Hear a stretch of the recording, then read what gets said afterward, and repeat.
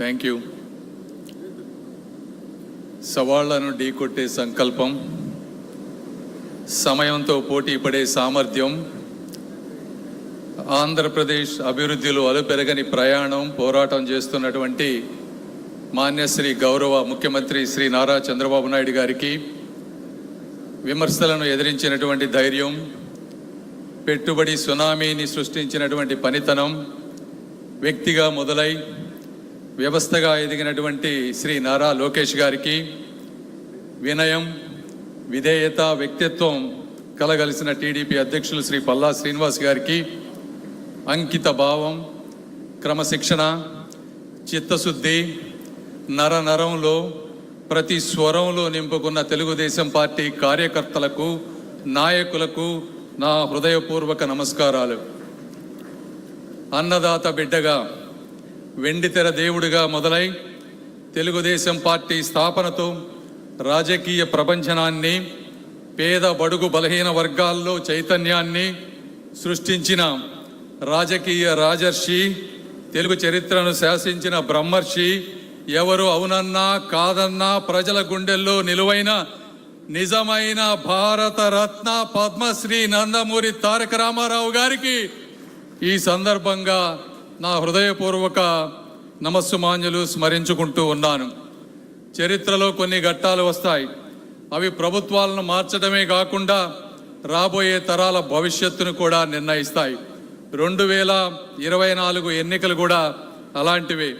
ఆంధ్రప్రదేశ్ అభివృద్ధి వేగంగా జరగాలంటే రాష్ట్ర దూరదృష్టి, దృఢ సంకల్పం, కేంద్ర సహకారం తప్పనిసరి అని నమ్మిన గౌరవ ముఖ్యమంత్రి గారు భవిష్యత్తు తరాల కోసం తీసుకున్నటువంటి ఒక వ్యూహాత్మక నిర్ణయమే 2024 ఎన్డీఏ కూటమి. విచ్ఛిన్నమైనటువంటి ఒక రాష్ట్రాన్ని మళ్ళీ దేశంలోనే ఒక అగ్రగామిగా నిలబెట్టే పునర్నిర్మాణ మహాయజ్ఞం. ఈ కూటమి ప్రభుత్వ లక్ష్యాలు స్పష్టం.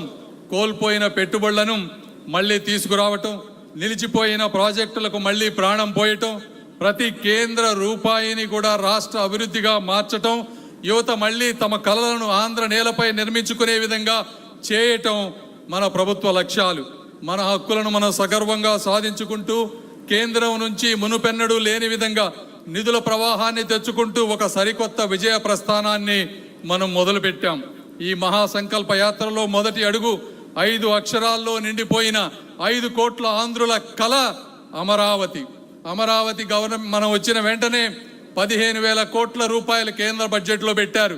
అందులో 13,500 కోట్లు బ్యాంకుల ద్వారా గ్రాంట్, 1,500 కోట్ల రూపాయలు కేంద్ర ప్రభుత్వ నిధి నుంచి మనకి ప్రామిస్ చేస్తే ఇప్పటికే 7,100 కోట్ల రూపాయలు రిలీజ్ అయినాయి. రేపటి తరం గర్భపడే విధంగా ఒక అద్భుత ప్రపంచ స్థాయి నగరంగా ఈ అమరావతి రూపాంతరం చెందబోతా ఉంది.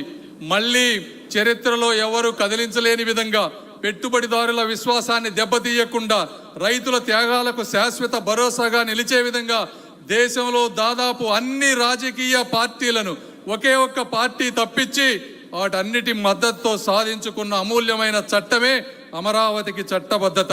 అమరావతి చరిత్రలో ప్రజల ఆకాంక్షలకు వ్యతిరేకంగా నిలిచిన ఏకైక నాయకుడిగా జగన్మోహన్ రెడ్డి గారు నిలిచిపోతూ ఉన్నారు. అది వాళ్ళు గుర్తించుకోలేకపోయారు. సంఖ్యలతో వాళ్ళు అమరావతిని బంధిస్తే ఒక సంకల్పంతో అమరావతిని సాధించామని చెప్పి మీ అందరికీ నేను తెలియజేసుకుంటా ఉన్నాను. రెండవది పోలవరం. గోదావరి జలాలు సముద్రంలో కలవకుండా రైతన్నల జీవితాల్లో కలవాలనేటువంటి ఏకైక లక్ష్యంతో ప్రారంభమైనటువంటి ప్రాజెక్ట్ ఈ పోలవరం. పోలవరం ప్రాజెక్టు పూర్తయితే 7 లక్షల ఎకరాలకు ఇప్పటి వరకు సాగులోకి రాకుండా ఉన్నటువంటివి, అదేవిధంగా ఇప్పుడు సాగు చేస్తూ రెండో పంటకి ఉపయోగం లేనటువంటి 23 లక్షల ఎకరాలు, అంటే మొత్తం 30 లక్షల ఎకరాలు సస్యశ్యామలం అయ్యి నీటి స్థిరీకరణ జరిగి రైతులకు ఆదాయం పెరిగేటువంటి అవకాశం. 540 గ్రామాలలో స్వచ్ఛమైన శుద్ధమైన మంచినీరు వచ్చేటువంటి అవకాశం. ఎందుకంటే ఒక గుంటూరు ప్రాంతంలో తీసుకుంటే 3 లక్షల ఎకరాల ఆయకట్టుంటే 3 లక్షల ఎకరాల్లో మొదటి పంట పండుతుంది. కేవలం 1,50,000 ఎకరాల్లో మాత్రమే రెండో పంట పండుతుంది. అంటే ఇంకా 1,50,000 ఎకరాల్లో రెండో పంట పండితే 40,000 రూపాయలు పైగా రైతుల్లో ఆదాయం పెరుగుతూ ఉంది. ఎందుకంటే ఆ రోజు పట్టిసీమ కట్టినప్పుడు ఎకరానికి 30 బస్తాలు పండే వరి పట్టిసీమ చంద్రబాబు నాయుడు గారు కట్టిన తర్వాత 40-45 బస్తాలు పండుతూ రైతుల్లో ఆదాయం పెరిగినటువంటి పరిస్థితి. ఇలాంటి బృహత్తరమైనటువంటి కార్యక్రమాన్ని అర్థం చేసుకొని ఆ రోజు 2014లో మన గవర్నమెంట్ వచ్చిన తర్వాత 7 మండలాలు, తెలంగాణలో ఉన్నటువంటి 7 మండలాలని ఆంధ్రప్రదేశ్లో కలిపితే తప్పి నేను ప్రమాణ స్వీకారం చెయ్యను అని చెప్పినటువంటి వ్యక్తి నారా చంద్రబాబు నాయుడు గారు. నెల నెల రివ్యూలు పెట్టారు. కేంద్రంలో ఎక్కడెక్కడ అడ్డంకులు ఉన్నాయో మంచి మంచి అధికారులను పెట్టి 70% వర్క్స్ కంప్లీట్ చేసి 2019లో వారికి అప్పచెప్తే వారు చేసినటువంటి నిర్లక్ష్యం, కాలయాపన ఈ ఆంధ్ర ప్రజలు క్షమించేటువంటి విషయం కాదు. కాంట్రాక్టర్లను మార్చారు, మంచి ఉద్యోగుల్ని మార్చారు. డయాఫ్రమ్ వాళ్ళు చెడిపోయే వరకు దాని విలువ తెలియకుండా చేసి 5 సంవత్సరాల్లో కనీసం 5% వర్క్స్ కూడా చేయకుండా వేల కోట్ల రూపాయలను దారి మళ్లించారు. మళ్ళీ మనం 2024లో వచ్చాం. వచ్చిన వెంటనే మళ్ళీ ప్రాజెక్ట్ కాస్ట్ ఎస్టిమేట్ చేయించాం. 36,000 కోట్ల రూపాయలు మళ్ళీ రీఎస్టిమేట్ చేశారు. ఇందులో ఇంకా దీన్ని పూర్తిగా ప్రారంభించాలంటే 12,000 కోట్ల రూపాయలు కావాలన్నారు. అంతర్జాతీయ నిపుణులతో డయాఫ్రమ్ వాల్ని చెక్ చేపించి మళ్ళీ దాన్ని పట్టాల మీదకి తీసుకొచ్చి ఇచ్చిన 12,000 కోట్ల హామీల్లో ఇప్పటికే 7,000 కోట్ల రూపాయల వరకు రిలీజ్ చేశారు. అప్పుడు 70 జగన్మోహన్ రెడ్డి గారు 5% పనిచేశారు. ఇప్పుడు 12% మనం పనిచేసి దాదాపుగా 2027లో పూర్తిగా కంప్లీట్ చేసి తెలుగు జాతికి అంకితం చేయాలనేటువంటి పట్టుదలతో ఈరోజు గౌరవ ముఖ్యమంత్రి గారు కానీ, అదేవిధంగా నీటిపారుదల శాఖ మంత్రి నిమ్మల రామానాయుడు గారు కానీ ఉన్నారు. ఇటువంటి ఆంధ్రుల జీవనాడి అయిన పోలవరాన్ని 5 సంవత్సరాలు సాగదీసిన జగన్మోహన్ గారు ఎక్కడ? 5 నెలల్లో అడ్డంకులన్నీ తొలగించి పరుగులు పెట్టించిన మేమెక్కడా అని మీ అందరూ తెలుసుకోవాలనుకుంటా ఉన్నాను. మూడవది వైజాగ్ స్టీల్ ప్లాంట్, విశాఖ ఉక్కు, వేల కుటుంబాల ఊపిరి, 1,00,000 మంది కార్మికుల చెమటతో ప్రజల పోరాట పటిమతో స్థాపించుకున్న ఆంధ్రుని హక్కు ఈ విశాఖ ఉక్కు.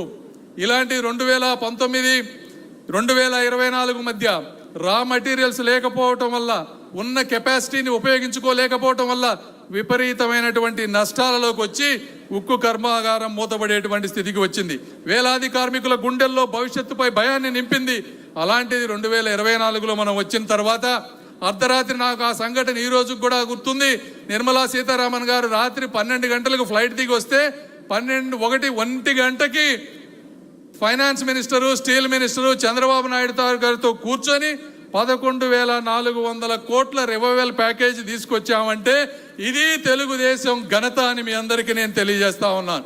అవే కాకుండా స్టేట్ నుంచి ఇవ్వాల్సినటువంటి వాటర్, పవర్, ట్యాక్సెస్ అన్ని రిలీవ్ చేసి ఈ రోజున 3వ బ్లాస్ట్ ఫర్నెస్ను కూడా స్థాపించి మొట్టమొదటిసారిగా మళ్ళీ 50 కోట్ల రూపాయల ప్రాఫిట్ని తీసుకొచ్చేటువంటి పరిస్థితిని కూడా స్టీల్ ప్లాంట్ని తీసుకొచ్చామని మీ అందరికీ తెలియజేస్తా ఉన్నా.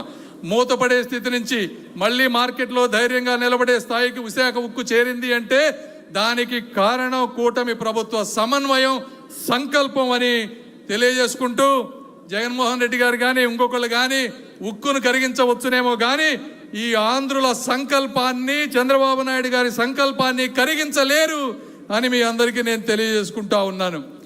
అదేవిధంగా ఈ పథకాలు తీసుకుంటే సెంట్రల్ స్పాన్సర్డ్ స్కీమ్స్, ఈ దేశం అభివృద్ధి చెందాలని విస్తృతమైనటువంటి నిపుణులతో అనేక కమిటీలు వేసి ప్రతి రంగానికి, ప్రతి వ్యవస్థకి, ప్రతి వ్యక్తికి కూడా స్కీమ్స్ను పెట్టి అనేక సెంట్రల్ 60-40 కానీ 50-50 భాగస్వామ్యంతో అనేకమైనవి తీసుకువచ్చారు.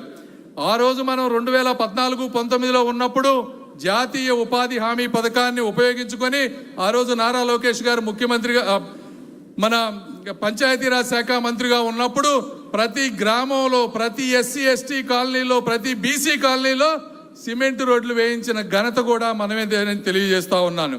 మీరు 2019-24 మధ్య వచ్చి ఇచ్చిన ఫండ్స్ అన్నిటినీ డైవర్ట్ చేశారు. మీరు ఇవ్వాల్సిన, స్టేట్కి ఇవ్వాల్సినటువంటి భాగస్వామ్యాన్ని ఇవ్వలేదు.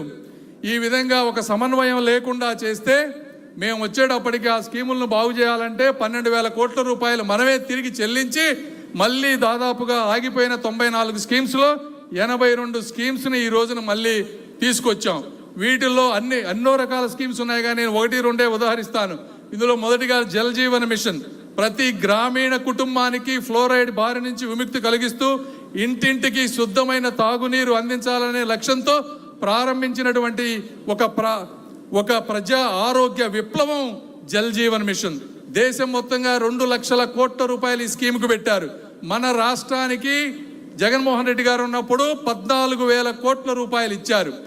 దాని 50-50 అంటే మనం కూడా కనీసం ఇంకో 10,000 కోట్ల రూపాయలు ఖర్చు పెట్టుంటే ఈ రోజున ప్రతి గ్రామంలో కూడా నీరు వచ్చేది.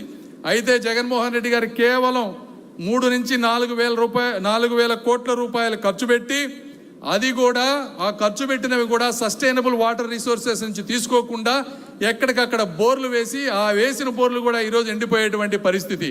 అంటే వాడుకున్న ఆ తక్కువ నిధులను కూడా సమర్థవంతంగా ఉపయోగించుకోలేని ఒక అసమర్థ పరిపాలన చేసినటువంటి వ్యక్తి జగన్మోహన్ రెడ్డి గారు. మనం వచ్చిన తర్వాత ఈ 2 సంవత్సరాల్లో 2 లక్షల కొత్త ట్యాప్ కనెక్షన్స్ ఇచ్చాం. అదేవిధంగా ఈ స్కీమ్ పూర్తిగా ఆగిపోతే గౌరవ ముఖ్యమంత్రి గారు ప్రధానమంత్రి గారిని జలశక్తి మినిస్టర్ని అనేక సార్లు కలిసి మళ్ళీ ఆ స్కీము 2028 వరకు ఎక్స్టెండ్ చేసే విధంగా చేసి మొన్న మార్చి 26లో MOU చేసుకున్నాం. ఈ స్కీమ్ ద్వారా మళ్ళీ ఈ రోజున 2,600 కోట్ల రూపాయలు మన రాష్ట్రానికి వచ్చినాయని నేను తెలియజేసుకుంటా ఉన్నా. జగన్మోహన్ రెడ్డి గారికి కానీ ఎవరైనా సరే నీళ్లు అందించడం అనేది సంక్షేమం కాదు, ఇది ఒక ప్రభుత్వం యొక్క ప్రాథమిక బాధ్యత అనే విధానాన్ని జగన్మోహన్ రెడ్డి గారు గ్రహించలేకపోయారు. ఈ విధంగా జాతీయ ఉపాధి హామీలో ప్రతి సంవత్సరం రావాల్సినటువంటి నిధులు, అదేవిధంగా అన్యాయంగా నిలిపివేసిన 180 కోట్ల రూపాయల నిధులు 2019-24 మధ్యలో తెలుగుదేశం పార్టీ వాళ్ళు కానీ ఇంకొకరు కానీ చేసిన నిధులను ఆపివేస్తే 180 కోట్లు మనం తీసుకొచ్చాం. అదేవిధంగా అడవుల్లో కొండల్లో నివసిస్తూ శతాబ్దాలుగా అభివృద్ధికి దూరంగా ఉన్న గిరిజన ప్రాంతాల్లో PM జన్మన్ పథకం ద్వారా పవన్ కళ్యాణ్ గారి నేతృత్వంలో ఈరోజు అనేక రోడ్లు ఇళ్ళు నిర్మించబడతా ఉన్నాయి. అదేవిధంగా ఇన్ఫ్రాస్ట్రక్చర్ తీసుకుంటే ఈరోజు రైల్వే ఒకప్పుడు మన రాష్ట్రానికి 1,000-2,000 కోట్ల రూపాయలు వచ్చాయి. గత 2 సంవత్సరాల్లో ప్రతి సంవత్సరం 10,000 కోట్ల రూపాయలు, అంటే ఈ ఒక్క 2 సంవత్సరాల్లోనే దాదాపు 20,000 కోట్ల రూపాయలు తీసుకొచ్చాం. 316 ROBలు RUBలు ఈరోజు కన్స్ట్రక్షన్ జరుగుతూ ఉన్నాయి. 73 అమృత్ భారత్ స్టేషన్లు నడుస్తూ ఉన్నాయి. 16 వందే భారత్ ట్రైన్లు ఉన్నాయి. డబులింగ్, ట్రిపులింగ్, క్వాడ్రిపుల్ లైన్స్ అవుతా ఉన్నాయి. 2,500 కోట్ల రూపాయలతో ఈరోజు అమరావతి రైల్వే నిర్మాణానికి అనుమతులు ఇచ్చారు. 2వ విడత పూలింగ్ వచ్చి భూమి వస్తే అది మొదలవుతుంది. సౌత్ కోస్ట్ రైల్వే జోన్ తీసుకొచ్చాం. అదేవిధంగా హైవేస్ గత 2 సంవత్సరాల్లో ఒక్కొక్క సంవత్సరం 12,000 కోట్ల రూపాయలు, అంటే కేవలం ఈ 2 సంవత్సరాల్లో 25,000 కోట్ల రూపాయలు నేషనల్ హైవేస్ నుంచి తీసుకొచ్చాం. ఒక 3 నెలల్లో అమరావతి రింగ్ రోడ్డు దాదాపు 25 నుంచి 30,000 కోట్ల రూపాయలతో అది కూడా శాంక్షన్ అవబోతా ఉంది. ఎయిర్పోర్ట్స్ మన మంత్రి గారు ఉన్నారు ఇక్కడ, వారు చెప్తారు. అయితే ఒక భోగాపురం ఎయిర్పోర్ట్ తీసుకుంటే మనం ఆ రోజున శంకుస్థాపన చేశాం. 5 సంవత్సరాల కాలయాపన చేశారు. 4,600 కోట్ల రూపాయల భోగాపురం ఎయిర్పోర్టు ప్రైవేటు పెట్టుబడి ఉంటే స్థలాలు ఇవ్వటం చేతగాక కేవలం 600 కోట్ల రూపాయల వర్కులు 5 సంవత్సరాలు చేశారు.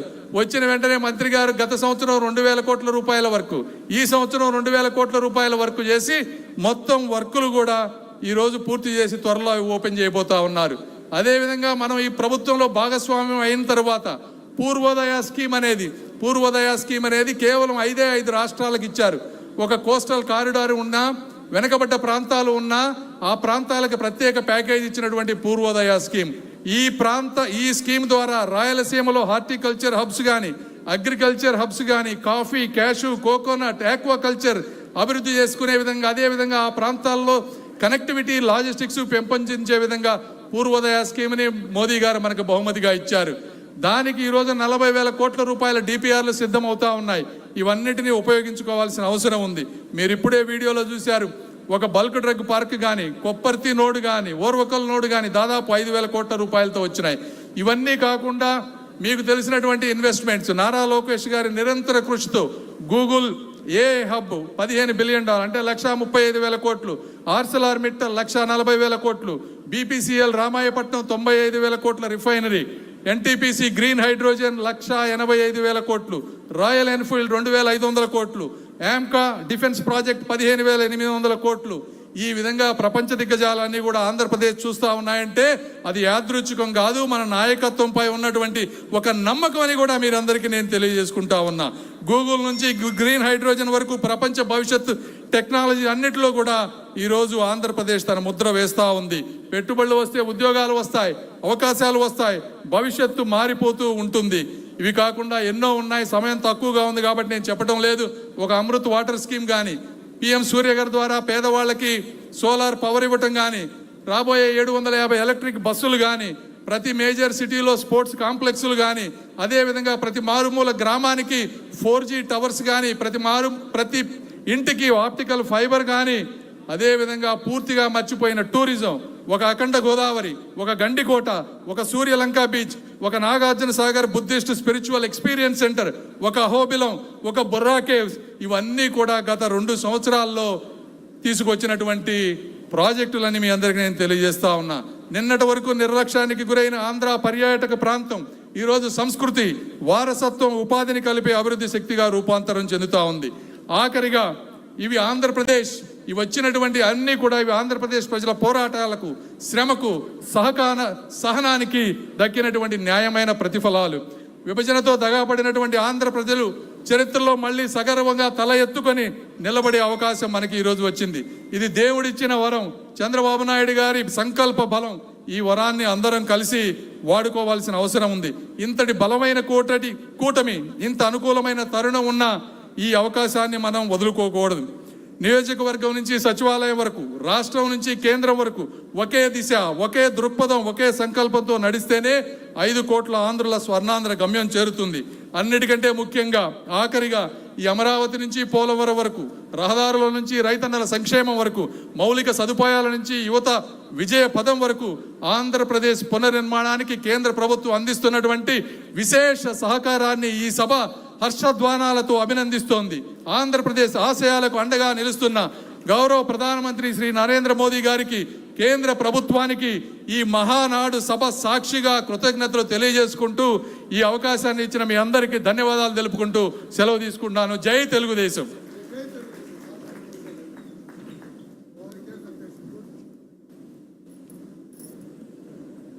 Thank you sir.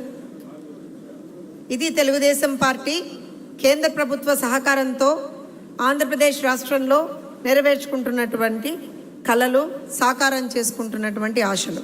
ఇప్పుడు ఆంధ్రప్రదేశ్ రాష్ట్రంలో కూటమి ప్రభుత్వం వచ్చిన దగ్గర నుంచి ఇన్ఫ్రాస్ట్రక్చర్ సెక్టర్స్లో